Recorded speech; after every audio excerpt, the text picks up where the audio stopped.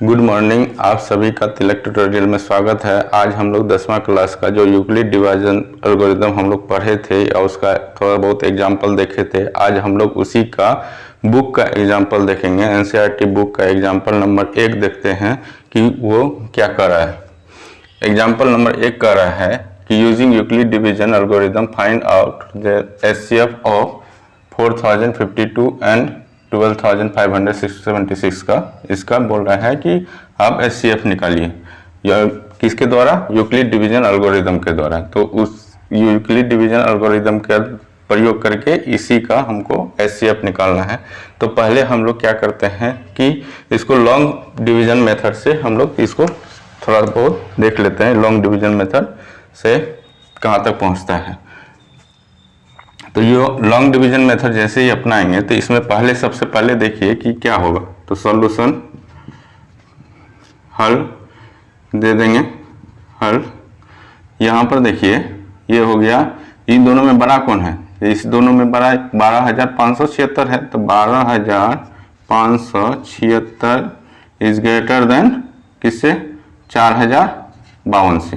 ठीक है। तो 4,052 को इसमें भाग देना है। तो 4,052 को 4,052 क्या बन जाएगा? भाजक बन जाएगा। तो 4,052 मेरा भाजक बन गया और 12,576 ये बन गया क्या? भाज। ठीक है। तो इसमें जब भागा देते हैं तो यहाँ देखिए 4,000 है, यहाँ 12,000 है। तो 3 बार करेंगे तो 4 तिया 12,000 हो जाएगा। ये दोनों डिजिट को हटा दीजिए। यहाँ पर 40 मान लीजिए और यहाँ पर से दोनों डिजिट को हटा दीजिए। तो 4 तिया 120, यहाँ 125 होता है। ठीक है। तो 3 बार में लग जाएगा। ठीक है। तो 3 बार में करेंगे तो 3 दूनी 6, 5 तिया 15 और 4 तिया 12। ठीक है। 6 से 6 0, यहाँ 5 2 7 और यहाँ पर 6, 5 में से 1 गया 4, 420। ठीक है। अब ये रिमाइंडर क्या है? यहाँ पर 420 है। तो 420 रिमाइंडर हो गया। और ये जो भाजक था, ये जो भाजक या डिविजर जो भी बोलिए, तो डिविजर क्या आ जाएगा? यहाँ पर डिविडेंड का काम करेगा। तो डिविडेंड का काम कराएगा तो 4,052 यहाँ पर आ जाएगा। ठीक है। अब इसको इसमें लगाते हैं। तो यहाँ पर देखिए 420 है और यहाँ 4,052 है। तो लगभग 9 के बराबर, 9 गुना बराबर बड़ा है। तो 9 से लगा देते हैं। तो 0 और 9 दूना 18 और 9 चौके 36 और 1 37। ठीक है। लगाते हैं 2 8 7 15, यहाँ बचा 9, 9 में से 7 गया 2 और ये खत्म। ठीक है। अब यहाँ ये रिमाइंडर हो गया। तो ये रिमाइंडर हो गया। अब ये डिविडेंड का काम करेगा। ठीक है। और ये डिविजर का काम करेगा। तो 272 जो है, 272 में 420 से डिवाइड करते हैं। ठीक है। 420 में डिवाइड करते हैं तो एक बार लगेगा 272, 8 1 7 4 11 1 148, 148 यहाँ पर रिमाइंडर बच गया, शेष फल बच गया। तो 148 जब रिमाइंडर बचा तो यहाँ से 272 से फिर हम लगाते हैं इसमें। तो 272 को अब डिविडेंड का काम करेगा, यानी भाज्य का काम करेगा। तो 272 में तो एक बार लगाएंगे 1 4 8 8 4 12, यहाँ बचा 6, 6 में से 4 गया 2 1, फिर 124 बचा। अब 124 यहाँ रिमाइंडर बच गया तो 148 है। तो 148 को यहाँ पर उतार देते हैं 148। ठीक है। एक बार लगाए 124। ठीक है। 24 हुआ, यहाँ पर 24 फिर से शेष बच गया। तो फिर से ये जो पहले वाला रिमाइंडर था उसको हम डिविडेंड का काम कराएंगे, उसको हम भाज्य कर लेंगे काम। तो 124। ठीक है। 24 5 120, 120। यहाँ से तो हम लोग देख चुके थे 24 और 124 का जो निकाले थे हम लोग, वही चीज है यहाँ पर, यहाँ से सेम है। तो 120 हो गया, 4 हो गया, यहाँ पर ये कट गया, ये कट गया, 4 24 फिर से आ जाएगा डिविडेंड में। तो 4 से करेंगे तो 4 6 24, 24 ये हो गया 0। जब तक शेष 0 नहीं आ जाए तब तक हम लोग ये लॉन्ग डिवीजन प्रोसेस को अपनाएंगे। यहाँ पर शेष 0 हो गया, यहाँ पर हम खत्म कर दिए। अब देखिए कितना स्टेप हुआ, तो स्टेप यहाँ पर देखिए एक स्टेप तो यहीं पर हो गया, जहां जहां डिविजर का हम लोग यूज किए हैं रिमाइंडर को तब से और शुरू से जहां पर डिविजर यूज किए हैं, तो स्टेप 1 यहीं पर हो गया, 1 नंबर, दूसरा, तीसरा, चौथा स्टेप, पांचवा, ठीक है, छठा और ये 7वां स्टेप, ठीक है। टोटल 7 स्टेप हो रहा है। बस इसी स्टेप्स को हम लोग को यहाँ पर उतारना है। यहाँ पर हम लोग लिख लेंगे कि यूक्लिड डिवीजन एल्गोरिदम जो कहता है, जो उसका फॉर्मूला है, जो नियम है उसके आधार पर, तो यहाँ पर हम लोग जानते हैं, क्या जानते हैं कि dividend equal to divisor into quotient plus remainder, ठीक है, रिमाइंडर। अब इसको हम लोग क्या बोलते हैं हिंदी में, तो भाज बराबर भाजक गुना भाग फल प्लस शेष फल, ठीक है, यही बोलते हैं। तो अब आइए इसी चीज को हम लोग उठाते हैं। तो स्टेप 1 क्या करेगा कि भाज कितना है मेरा पहला बार में 12,576, तो 12,576 इक्वल टू भाजक कितना है मेरा 4,052, तो 4,052 भागफल कितना है 3 गुना 3 प्लस शेषफल क्या बचा है मेरा पहला स्टेप में 420, ठीक है, ये हो गया। यहां शेषफल बच गया, तो इसका मतलब रिमाइंडर मेरा क्या हुआ, अभी 0 नहीं हुआ, तो हम यहां लिखेंगे क्या, remainder is not equal to 0, मतलब शेषफल इज नॉट इक्वल टू 0, यहां पर इसे लिख देंगे। अब आइए कि अब ये जो है यहां पर ये जो भाजक है और ये जो शेषफल है, इन दोनों में बड़ा कौन है, तो इन दोनों में भाजक बड़ा है, तो भाजक अब भाज्य का काम करेगा, तो 420 को हम लोग यहाँ पर उतार लेते हैं। तो स्टेप 2 में क्या हो जाएगा, स्टेप 2 क्या हो जाएगा 4,052 बराबर हो जाएगा 420 गुना 9,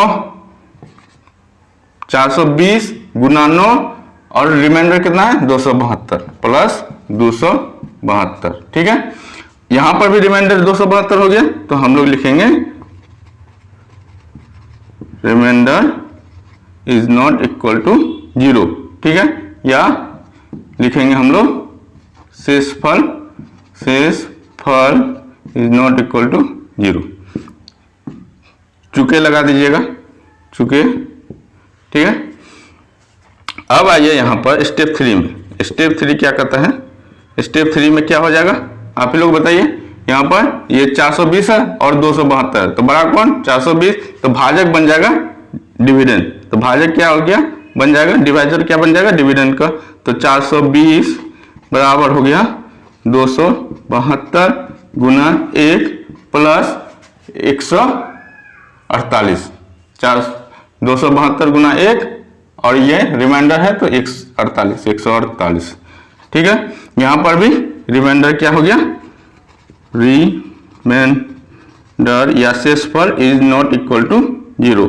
स्टेप 3, स्टेप 4 अब ले लेते हैं। स्टेप 4 क्या कहता है, स्टेप 4 क्या कहता है कि स्टेप 4 कहता है यहां पर कि 148 हो गया आपका ये, तो डिविडेंड क्या है 272, तो 272 यहां देखिए 272 और 148, तो 272 बराबर हो जाएगा 148 गुना 1 प्लस बचा क्या है 124, ठीक है। फिर से रिमाइंडर नहीं हुआ, remainder is not equal to zero.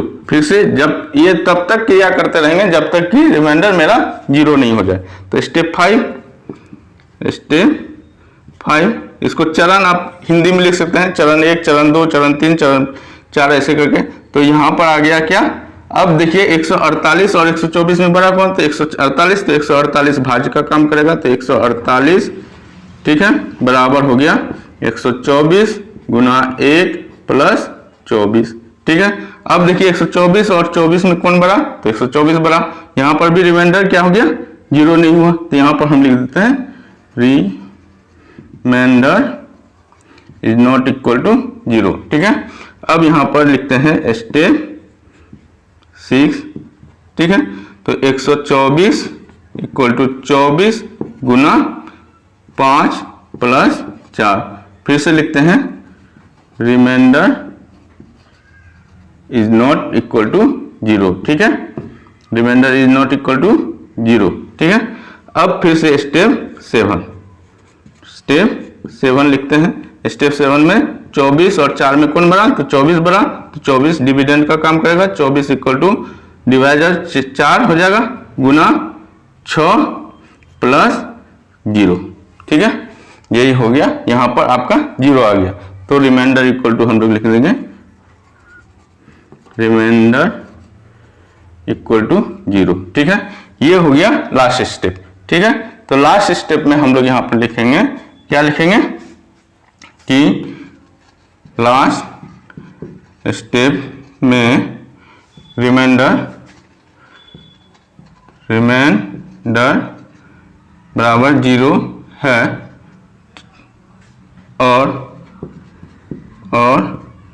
Divisor जो है, डिवीजर क्या है, डिवीजर मेरा 4 है, डिवीजर क्या है मेरा लास्ट स्टेप में 4 है, तो डिवीजर या भाजक इक्वल टू 4 है। अतः या हेंस, यहाँ पर हेंस क्या कहेंगे कि अब जो है एचसीएफ जो होगा, एचसीएफ जितना सारा यहाँ पर डिवीजर और डिविडेंड यूज हुआ है प्रत्येक स्टेप में, उस सभी का जो है एचसीएफ क्या हो जाएगा, 4 हो जाएगा। इससे पिछले वाले कक्षा में हम लोग इसके बारे में चर्चा कर चुके हैं। तो जितने सारे एचसीएफ और जितने सारे डिविडेंड और डिवाइजर मतलब भाज और भाजक का यूज हुआ है, जितने सारे स्टेप है, जो 7 स्टेप्स है, तो 7 स्टेप्स में 7 डिवीजर और 7 डिवाइडर का यूज हुआ है, डिविडेंड का यूज हुआ है। तो इन सभी का जो है एचसीएफ क्या होगा, 4 होगा। तो ये हो जाएगा, क्या लिखेंगे कि अतः एचसीएफ ऑफ यहां से लेते हैं एचसीएफ ऑफ 4 24 बराबर HCF ऑफ 24 124 बराबर HCF ऑफ क्या हो जाएगा 124 148 बराबर HCF ऑफ क्या हो जाएगा 148 272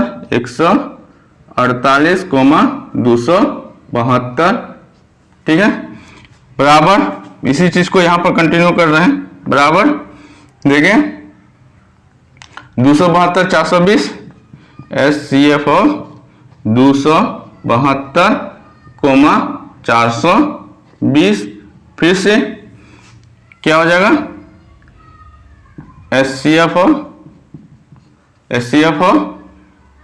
420 4052 ठीक है, बराबर HCF ऑफ क्या हो जाएगा 4052 12576 ठीक है। ये हो जाएगा आपका टोटल मिल बराबर हो जाएगा क्या 4, ये जो है HCF निकल जाएगा ठीक है, बराबर 4 जो है HCF निकल जाएगा ठीक है। यहां तक समझ गए कि जितना सारा लॉन्ग डिवीजन से हम लोग पहले कर लेंगे और फिर उसको सजा लेंगे, यहाँ पर ये हम लोग रफ में करेंगे और इसको हम लोग इसमें जो नोटबुक है उसमें हम लोग सजा लेंगे और फिर लिखेंगे कि लास्ट स्टेप में जो रिमाइंडर जब तक जीरो नहीं होता, इसका यही एक है कि जब तक जीरो नहीं होता है तब तक हम लोग इस क्रिया को करते रहेंगे, चाहे जितना सारा स्टेप आ जाए, उससे मतलब नहीं है। तो जब तक जीरो नहीं आ जाए तब तक हम लोग इस स्टेप को करते रहेंगे। यहाँ पर देखिए 7 चरण आ चुका है, 7 स्टेप आ चुका है, ठीक है। अब देखिए कि जितना सारा इसमें प्रत्येक स्टेप में डिविडेंड और डिवाइजर का, यहाँ पर देखिए ये क्या है, भाजक है और ये भाज है, एक हो गया। दूसरा स्टेप में क्या है, ये भाजक ये बन गया और भाज ये बन गया, ठीक है। डिवाइजर ये बन गया और डिविडेंड ये बन गया। उसी तरह से यहाँ पर बनते चले जाएगा, ठीक है। चलिए इसको उतारना है तो उतार लीजिए। एग्जाम्पल नंबर दूसरा क्या कर रहा है कि so that every positive integer, जैसे देखिए यहाँ पर एवरी पॉजिटिव इंटीजर बोल रहा है, प्रत्येक जो है धनात्मक सम पूर्णांक, प्रत्येक धनात्मक सम पूर्णांक is of the form of 2q के फॉर्म में होता है, 2q के फॉर्म में होता है, ठीक है। और and that every positive odd integer, जो प्रत्येक जो है विषम पूर्णांक is in the form of 2q+1 के फॉर्म में होता है, ठीक है। ये और q क्या है वहां पर कि q सम इंटीजर है। तो इसको हम लोग दो तरीके से समझेंगे, बुक का तरीका छोड़कर दो तरीके से समझेंगे, ठीक है। यहाँ पर हिंदी में दर्शाए कि प्रत्येक धनात्मक सम पूर्णांक, बस इस टर्म पर ध्यान दीजिए कि धनात्मक भी है, सम पूर्णांक है, ठीक है।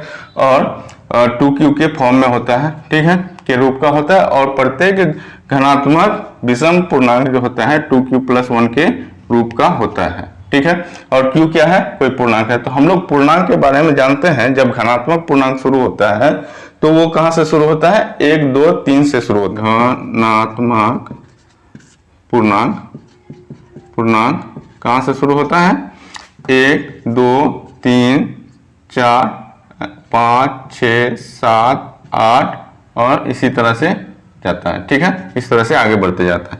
तो इसमें बोल रहा है पहले सम के बारे में, ठीक है। तो सम जानते हैं कि सम संख्या कौन सा होता है, तो सम संख्या जो 2 से डिवाइड हो जाए, जैसे 2 4 6 और 8, ये क्या है, सम संख्या है। इसी को हम लोग क्या बोलेंगे, और ये क्या बोलेंगे, इवन इंटीजर, ठीक है, पॉजिटिव इवन इंटीजर बोलेंगे, ठीक है। यहां लिखेंगे पॉजिटिव इवन इंटीजर, ठीक है। अब देखिए यहां पर और इंटीजर कौन कौन सा हो जाएगा, 1 हो जाएगा, 3 हो जाएगा, 5 और 7, ये सभी के सभी क्या है, ऑड इंटीजर, ठीक है। पॉजिटिव ऑड इंटीजर, ठीक है, ऑड इंटीजर हो गया। अब देखिए यहां पर कि कहना क्या चाह रहा है कि जो इवन इंटीजर है वो किस फॉर्म में रहेगा, 2q के फॉर्म में। तो कोई भी संख्या अगर उसमें से 2 से मल्टीप्लाई कर दीजिएगा तो वो क्या बन जाएगा, इवन संख्या बन जाएगा। अब कोई भी संख्या ले लेते हैं हम लोग, q का बोला प्रत्येक कोई भी पूर्णांक है, तो कोई भी पूर्णांक है जहां q कोई भी पूर्णांक है या कोई q इज सम इंटीजर, तो हम लोग यहां पर ले लेते हैं कि q कोई सम इंटीजर, कोई भी इंटीजर है।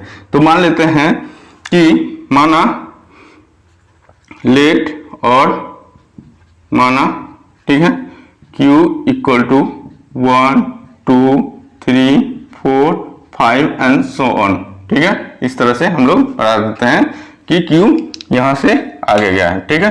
तो जब q इक्वल टू इतना है तो यहां पर हम लोग लिख लेते हैं कि q इक्वल टू यहाँ पर q और यहाँ पर 2q और यहाँ पर 2q+1 कर लेते हैं, ठीक है। यहाँ पर 3 तरह का टेबल बना लेते हैं। तो q जब 1 है, when q इक्वल टू 1, ठीक है, q इक्वल टू 1, तब क्या होता है, 2q इक्वल टू 2 हो जाएगा और 2q+1 इक्वल टू क्या हो जाएगा, 2q equal to 2 into 1 equal to 2 हो जाएगा। 2q+1 equal to 2 into q का वैल्यू क्या है, 1 है, +1 इक्वल टू 2 एकम 2 और 1 3, ठीक है। यहां पर देखिए जब when q इक्वल टू 2 हुआ, ठीक है, तो 2q का वैल्यू क्या आ जाएगा, 2 इंटू 2 बराबर 4, ठीक है। और यहां पर हो जाएगा 2 इंटू 2+1 बराबर 5, ठीक है। when q इक्वल टू 3 तब 2 इंटू 3 इक्वल टू 6 और ये हो गया 2 इंटू 3 plus 1 equal to 7। when q equal to 4 then 2 into 4 equal to 8, ठीक है, और 2 इंटू 4 प्लस 1 इक्वल टू 9, ठीक है। अब देखिए इस तरह का 4 एग्जाम्पल लिया। 4 में यहां पर देखिए इवन इंटीजर भी आ गया और ऑड इंटीजर भी यहां पर आ गया। क्यू का बोला है ना, कोई क्यू इज सम इंटीजर है, तो क्यू को हम सम इंटीजर मान लिए। तो 2Q में देखिए 2Q में 2, 4, 6 और 8 आया है। तो 2, 4, 6, 8 आया है, तो इसको हम लोग क्या बोलेंगे कि इसको हम लोग बोलेंगे कि ये क्या है, सम संख्या है, ये सम संख्या है। और 2Q प्लस 1 जो है ये विषम संख्या आ गया कि किसी भी संख्या में अगर 2 से गुना करते हैं तो वो सम संख्या में बदलेगा ही, चाहे वो कोई भी संख्या लीजिए, कोई भी विषम संख्या लीजिए या सम संख्या लीजिए, 2 से गुना कीजिए, सम संख्या तो सम संख्या में बदलेगा, लेकिन विषम संख्या भी सम में बदल जाएगा। अब उसी में 2 से गुना करने के बाद जैसे ही 2 से गुना किए तो सम संख्या में बदल गया, और उसमें अगर 1 जोड़ देते हैं तो हम लोग जानते हैं कि सम संख्या में 1 जोड़ेंगे तो क्या आएगा, विषम संख्या आएगा। तो सम संख्या में 1 जोड़े हैं तो क्या आएगा, विषम संख्या आएगा। तो वही चीज तो यहां बोल रहा है। तो यहां पर कंक्लूजन या निष्कर्ष हम लोग क्या निकालेंगे, अतः या हेंस में कंक्लूजन क्या निकलेगा मेरा, निष्कर्ष निकलता है कि 2Q क्या है, 2Q सम घनात्मक सम संख्या है, घनात्मक सम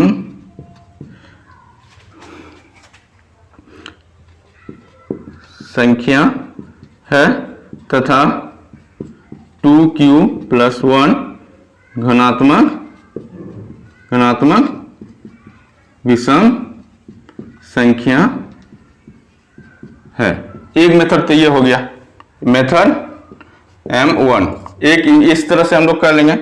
अगर ये पसंद नहीं आया तो दूसरा तरीका है M2, लिख देते हैं M2, ठीक है। M2 में क्या करेंगे कि जब यूक्लिड विभाजन एल्गोरिदम के द्वारा बोल रहा है ना, कि जब हम लोग अभी तक यूक्लिड विभाजन एल्गोरिदम ही पढ़ रहे हैं तो उसी के द्वारा हम लोग प्रूफ करेंगे इसको, ठीक है। तो उसके द्वारा हम लोग अगर प्रूफ करते हैं तो पहले हम लोग ले लेते हैं और जो है पॉजिटिव इवन इंटीजर ले लेते हैं। क्या लिखते हैं, पॉजिटिव इवन इंटीजर, ठीक है, यहाँ पर। और इधर ले लेंगे पॉजिटिव ऑड इंटीजर। तो पॉजिटिव इवन इंटीजर में हम लोग क्या क्या आ गया, 2, 4, 6 और 8। तो 2, 4, 6, 8, तो 2 क्या है, 2, 4, 6, 8 इसी तरह से बढ़ते जा रहा है, ठीक है। अब देखिए 2 में 2 से हम लोग जानते हैं कि 2 में 2 जो होता है, जो इवन इंटीजर होता है उसमें 2 से भाग लग जाता है, सम संख्या में 2 से भाग लग जाता है। तो 2 से ही भागा हम लोग देंगे, तो 2 से भागा देते हैं 2 में। तो 2 से 2 में भागा दीजिएगा तो क्या होगा, एक बार लगेगा, ये 0 आ गया। जैसे ही 0 आ गया यूक्लिड का काम खत्म हो गया, ठीक है। फिर 2 को 4 में भागा देते हैं, 2 को 4 में भागा देते हैं तो 2 दूना 4, ये 0, ठीक है। 2 को 6 में भागा देते हैं तो 2 तिया 6, ठीक है, यहाँ भी 0। 2 को 8 में भागा देते हैं, ठीक है, 2 चौका 8, ये भी 0 हो गया, ठीक है। यहाँ पर देखिए कि यहाँ पर क्या हुआ, यहाँ पर अलग अलग मेरा संख्या बनना, ठीक है, अलग अलग। यहाँ पर देखिए 2 को 2 से भागा दे रहे हैं, यहाँ पर 2 को 4 में भागा दिए, 2 को 6 में भागा दिए, 2 को 8 में भागा दिए और सब में लास्ट में 0 आ गया। तो अब हम लोग जानते हैं, क्या जानते हैं कि यूक्लिड विभाजन एल्गोरिदम क्या करता है कि डिविडेंड क्या बोलता है कि डिविडेंड इक्वल टू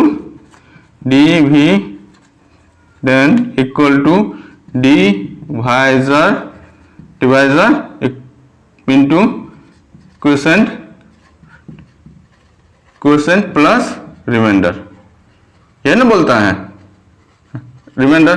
तो डिविडेंड यहाँ पर क्या है, डिविडेंड 2 है, सब में डिविडेंड क्या है 2 है, डिवाइजर क्या है 2 है, और डिविडेंड क्या हो रहा है, चेंज हो रहा है। तो यहाँ पर डिविडेंड पहला में क्या है 2 है, दूसरा में 4, तीसरा में 6 और चौथा में 8 है, ठीक है। लेकिन डिवाइजर किसी में चेंज नहीं हो रहा है, मतलब 2 गुना 1 प्लस 0 आया, रिमाइंडर क्या आ रहा है 0 आ रहा है, ठीक है। यहाँ पर 2 गुना 2 प्लस 0, 2 गुना 3 प्लस 0 और 2 गुना 4 प्लस 0, ठीक है। सब में 0 आ रहा है। तो यहां से कंक्लूजन क्या निकलता है, यहां से कंक्लूजन मेरा निकलता है, कंक्लूजन क्या निकलता है, या निष्कर्ष बोलिए, निष्कर्ष क्या निकलता है, निष्कर्ष मेरा यही निकलता है कि यहाँ देखिए कि ये सभी के सभी संख्या क्या है, यहाँ देखिए सभी के सभी संख्या में 2 2 2 2 2 2 लगा हुआ है, देखिए सब में 2 2 2 2 लगा हुआ है। तो ये तो निश्चित ये संख्या तो निश्चित है, तो ये 2 का 2 ही रह जाएगा, 2 का 2 ही रह जाएगा, तो 2 का 2 रह गया, ठीक है। अब देखिए 1 2 3 4, तो 1 2 3 4 क्या अलग अलग इंटीजर है, तो इसका मतलब यहाँ जो बोल रहा है कि Q क्या है, कोई पूर्णांक है, Q क्या है सम इंटीजर है, Q सम इंटीजर है, और जहां Q कोई पूर्णांक है, ठीक है, यही ना बोल रहा है लाइन। तो यही चीज तो यहाँ पर है कि Q क्या है, यहाँ पर सम इंटीजर है, तो Q हम लिख देंगे Q प्लस 0 इक्वल टू हम लोग क्या लिखेंगे, इसी को 2Q लिख देंगे, ठीक है। अब यहाँ 2Q लिख दिए, तो यही चीज तो बोल रहा है, इसी यही चीज क्या आया मेरा सम संख्या के बारे में बता रहा है, ये चीज कौन चीज के बारे में बता रहा है, सम संख्या के बारे में बता रहा है। तो अब इस चीज को हम लोग लिखेंगे कैसे कि ये 2Q अतः 2Q जो है पॉजिटिव इवन इंटीजर को प्रदर्शित करता है, 2Q पॉजिटिव इवन इंटीजर को पॉजिटिव इवन इंटीजर को, अतः 2Q is even positive even integer, अतः हम लोग लिखेंगे 2Q क्या है धनात्मक सम पूर्णांक है, ठीक है। यहां से हो गया। अब देखिए पॉजिटिव ऑड इंटीजर के बारे में, पॉजिटिव ऑड इंटीजर, तो यहां पर ले लेते हैं पॉजिटिव ऑड इंटीजर, ठीक है। तो पॉजिटिव ऑड इंटीजर में हम लोग जानते हैं कहां से 1 3 5 7, ठीक है। तो 1 3 5 7 एंड सो ऑन, ठीक है, ये बढ़ते जा रहा है। अब देखिए कि पॉजिटिव ऑड इंटीजर में क्या होगा कि 2Q प्लस 1 रिमाइंडर क्या दे रहा है, यहाँ पर 2Q प्लस 1 यहाँ क्या दे रहा है, रिमाइंडर 1 के फॉर्म में दे रहा है, रिमाइंडर 1 के फॉर्म में, और 2Q क्या है सम संख्या है, तो वही चीज यहाँ पर रिमाइंडर आएगा।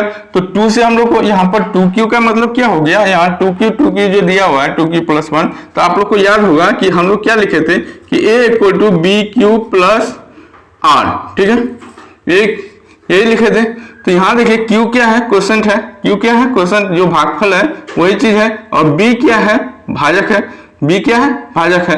तो ये जो है 2 भाजक का काम कर रहा है, यहाँ पर 2 जो है भाजक का काम किया, 2Q है ना, तो 2Q को जब इससे मिलाइएगा तो यहाँ पर क्या है B बराबर 2, तो B क्या है कौन चीज का काम कर रहा है, भाजक का काम कर रहा है, तो उसी भाजक का यहाँ पर हम लोग काम लेंगे, यहाँ पर भाजक का क्या काम लेंगे, 2 को भाजक का काम लेंगे। तो 2 से डिवाइड करेंगे सभी संख्या को, 2 में अगर 1 से डिवाइड करेंगे तो लगेगा नहीं, जब कम है तो इसमें 0 लगाएंगे, ठीक है, भागफल में 0 और यहाँ 0, तो बचेगा शेष क्या 1, ठीक है। जब 2 को 3 से भाग करते हैं, 3 में भाग देते हैं तो क्या होगा 2 एकम 2 घटेगा 1, 2 को जब 5 में भाग देते हैं 5 में तो क्या होगा 2 दूना 4 घटेगा 1, और जब 2 को 7 में भाग देते हैं, 2 को जब 7 में भाग देते हैं तो द्वितीया 6, ये हो गया आपका 1। सब में रिमाइंडर देखिए एक एक करके आ रहा है, सब में रिमाइंडर एक एक करके आ रहा है, ठीक है, सब में रिमाइंडर क्या आ रहा है, एक एक आ रहा है। ठीक है, तो यूक्लिड डिवीजन एल्गोरिदम क्या करता है, यूक्लिड डिवीजन एल्गोरिदम इसी चीज को बोल रहा है कि dividend equal to dividend equal to divisor into quotient plus remainder. ठीक है, रिमाइंडर होता है। भाज इक्वल टू भाजक गुना भाग फल प्लस शेष फल। ठीक है, यही चीज तो है। तो अब देखिए यहां पर पहला वाला में 1 3 5 7, इसको हम लोग क्या लिखेंगे, एक को तो 2 गुना 0 प्लस 1, 2 गुना 1 प्लस 1, 2 गुना 2 प्लस 1, 2 गुना 3 प्लस 1। ठीक है, तो अब देखिए यहां पर 2 2 2 2 सब में आ रहा है। ठीक है, रिमाइंडर भी सब में एक एक आ रहा है। ठीक है, तो यहां से हम लोग क्या निकालते हैं, तो 2 यहां पर देखिए कि सब में क्या है, 2 2 है, सब में 2 2 है, 2 2 करके है सब में, तो 2 2 करके है तो 2 का 2 लिख दिए। यहां पर 0 1 2 3 ये सब क्या है, पूर्णांक है, तो ये सब पूर्णांक है, तो इसको q क्या है, यहाँ पर सम पूर्णांक है, तो q हो गया सम पूर्णांक। ठीक है, प्लस ये 1 1 1 सब में है तो 1 हो गया। तो इसी फॉर्म को तो बोल रहा था फाइंड करने के लिए, और ये जब फॉर्म आया मेरा, तो ये देखिए यहाँ पर क्या है, ये किस फॉर्म में है, 1 से लेके 7, ये तो है। यहाँ देखिए 1 से लेके 7 तक आया, 1 से लेके 1 3 5 7, ये क्या है, विषम पूर्णांक है। तो यहां से निष्कर्ष क्या निकलता है, मेरा निष्कर्ष क्या निकलता है, निष्कर्ष क्या निकलता है कि 2q प्लस 1 घनात्मक विषम पूर्णांक है। ठीक है,